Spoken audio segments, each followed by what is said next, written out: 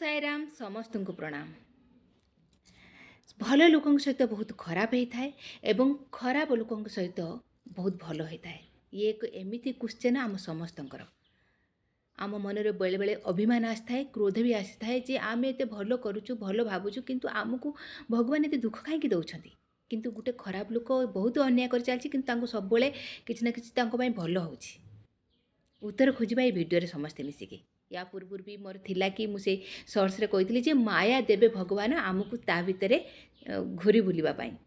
तो से जो कही ये भिडियोर किसी उत्तर आपन को यथार्थ लगे जदि आपण मन में आसो कि ना आम तो सेमती किसी करूना किंतु आम कहीं से मायर जाइना किंतु फिर भी आम सहित खराब हो कौन ये दुनिया चलती। तो चलतु जानिबा महादेव एवं पार्वती दिने पृथ्वी भ्रमण जाती। पार्वती को भोक लगिला तो महादेव कहले ठीक अच्छे पार्वती तुम मुझे किसी क्षीरर व्यवस्था करुँचे। तो गोटे साहूकार पाखर से पाखक जाकि कहले आमको बहुत भोक लगी आमको किसी क्षीर दिंतु पीवाई। तो सेठू से जो साहूकार कहले मोर आज मो नातीर बहुत बड़ गोटे पूजा होची मु काहाको किसी दबा माने भाभी ना से पूजा आयोजन लगी मो पाखे समय ना कि मुझे तुम मानक भोक मेटेबी तुम मैंने जाओ एठू आउ कौटी देख।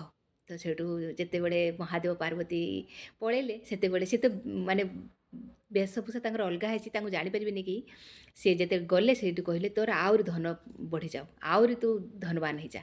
तो माँ पार्वती कहले ये कौन ये महादेव सतरे कौन एत भोला जे सी आमको किसी देलानी माने खाइबापी कि पीवाई देलानी किंतु ताकू हूँ आउरी धनवान हाँपाई देदेले गोटे माने कौन आशीर्वाद।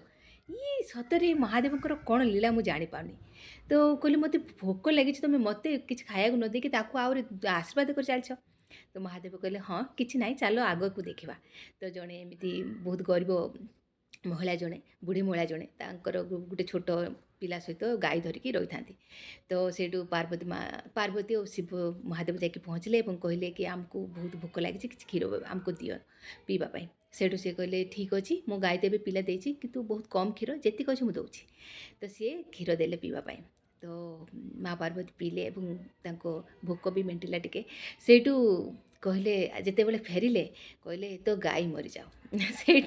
सेठू आश्चर्य कथा सेठू माँ पार्वती कहले ये कौन महादेव अरे सी आमको क्षीर देला सी एत बड़ गरीब हो सुधा भी सी आमको आम भोक मेटेला तुम्हें अभिशाप दे चली आसल। सेठू महादेव कहले नाई नाई तुम्हें बुझब चलो मुझे कहबी तुमको। सेठू कहले कौन यार अर्थ हो पारे जे कहले जे से जो साहूकार तार एत धन थिला किंतु से धनर माया भितर फसीचे मुझे आउरी माया देदेली तू जा से माया भितर फसिकी रह। किंतु ये बुढ़ी महिला ये हूँ माया तार गाई ये जो गाई तार हूँ सब बड़ माया से गाई को मारदेली ताकि से मो पाखु मो शरण आसो मो भक्ति आसीज।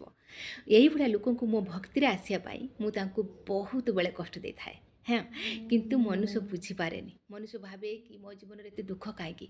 तेणु मोर कहबार अर्थ हूँ आम जीवन में जिते बड़े भी दुख आसे ना सेते बड़े भगवान को थैंक यू करा कथा जे आमे कहबा कहीं प्रभु दुख दौच कह जे ये मोर सौभाग्य तुम मत दुख दौच किंतु एते दुख दियोनी जे मु सही न पारिबी तुम्हें तुमर आशीर्वाद तुम सहित मोर भक्ति आ तुम आशीर्वाद मो सहित अच्छी मु निश्चित भाव दुखर पार करने भी।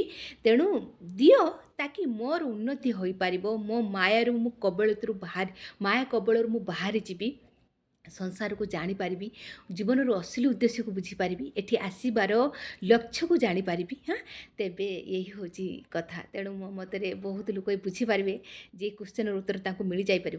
रहुची ओम साईराम।